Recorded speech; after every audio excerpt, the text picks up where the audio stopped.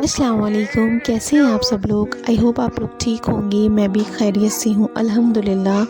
आपने मुझे बहुत प्यार दिया है इन शॉर्ट टाइमिंग्स में, तो प्लीज़ मेरी रिक्वेस्ट है आपसे कि आप इसे इतना शेयर करिए कि ताकि मुझे और प्यार मिले।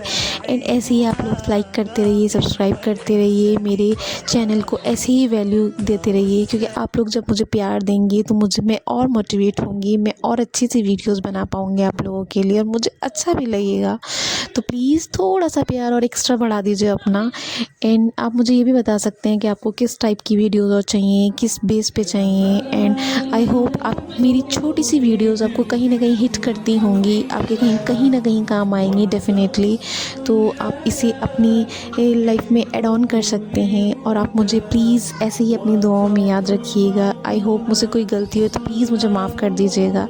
And I love you all. Thank you so much for sharing it. Thank you so much. Alhamdulillah.